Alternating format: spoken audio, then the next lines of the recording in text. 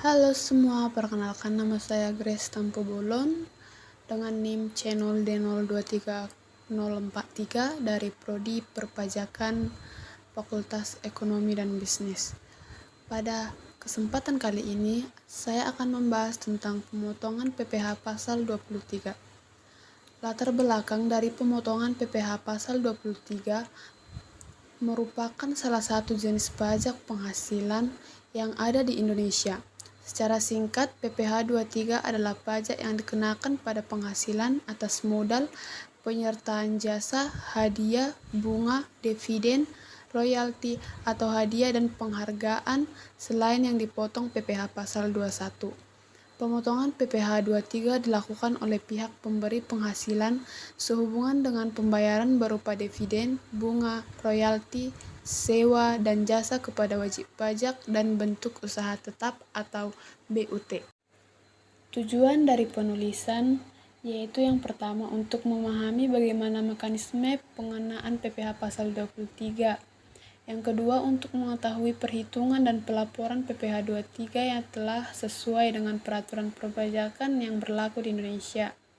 Yang ketiga, untuk mengetahui kesalahan-kesalahan yang dapat terjadi saat perhitungan, pemotongan, dan pelaporan PPh pasal 23.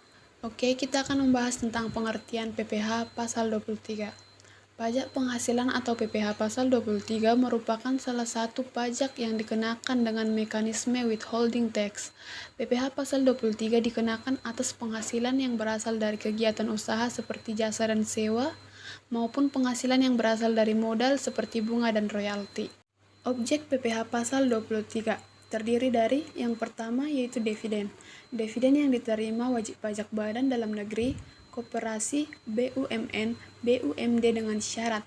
Yang pertama, dividen berasal dari cadangan laba ditahan. Yang kedua, bagi penerima dividen kepemilikan saham pada badan yang memberikan dividen paling rendah 25% dari jumlah modal yang disetor. Yang ketiga, karena bukan objek pajak, diatur di pasal 4 ayat 4 huruf F Undang-Undang PPh. Tarifnya yaitu 15% dikali jumlah bruto.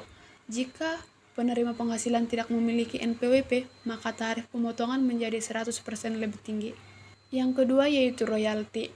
Menurut Undang-Undang Nomor 28 Tahun 2014 tentang Hak Cipta, royalti diartikan sebagai imbalan atas pemanfaatan hak ekonomi suatu ciptaan produk hak terkait yang diterima oleh pencipta atau pemilik hak terkait. Merujuk penjelasan pasal 4 ayat 1 huruf H Undang-Undang PPh, PPh 23 sama dengan 15% dikali jumlah bruto. Tarif 100% lebih tinggi ketika atau jika penerima penghasilan tidak memiliki NPWP. Yang ketiga yaitu bunga. Objek bunga yang dikenakan PPh 23 meliputi beberapa hal seperti yang pertama, bunga atas pinjaman uang atau termasuk pinjaman antar perusahaan atau individu. Yang kedua, bunga simpanan atau di luar bank, misalnya di koperasi atau lembaga keuangan non-bank. Yang ketiga, bunga dari obligasi atau surat berharga lainnya. Yang keempat, diskonto atau pengurangan nilai dari surat berharga atau surat utang. Tarif PPh 23 untuk bunga biasanya sebesar 15% dari jumlah bruto. Yang keempat yaitu hadiah dan penghargaan selain yang telah dipotong PPh 21. Yang tidak termasuk hadiah dan penghargaan yang dipotong PPh pasal 23 adalah yang pertama, hadiah atau penghargaan dan hadiah sehubungan dengan pekerjaan, jasa dan kegiatan lainnya yang diterima oleh wajib pajak orang pribadi dalam negeri atau karena termasuk pemotongan PPh pasal 21. Yang kedua, hadiah undian karena termasuk pemotongan PPh pasal 4 ayat 2. Yang ketiga, hadiah langsung dalam penjualan barang atau jasa sepanjang diberikan kepada semua pembeli atau konsumen akhir tanpa diundi karena bukan termasuk objek pajak. Tarif dari objek ini yaitu 15% dikali jumlah bruto. Yang kelima yaitu sewa dan penghasilan lain sehubungan dengan penggunaan harta kecuali yang telah dikenakan PPh pasal 4 ayat 2. Tidak dikenakan sewa dan penghasilan lain sehubungan dengan penggunaan harta yang dipotong PPh pasal 23 adalah 1. Sewa tanah dan atau bangunan karena termasuk pemotongan PPh pasal 4 ayat 2. Yang kedua, sewa yang dibayarkan atau terutang sehubungan dengan sewa guna usaha dengan hak opsi karena dalam pasal 23 ayat 4 Buku Undang-Undang 36 tahun 2008 dikecualikan dari pemotongan PPh pasal 23. Tarifnya 2% dikali jumlah bruto. Jika penerima penghasilan tidak memiliki NPWP, maka tarif pemotongan menjadi 100% lebih tinggi. Keenam, jasa teknik, jasa manajemen, jasa konstruksi, jasa konsultan, dan jasa lain-lain selain jasa yang telah dipotong PPh pasal 21, yaitu dikenakan tarif 2% dari jumlah bruto.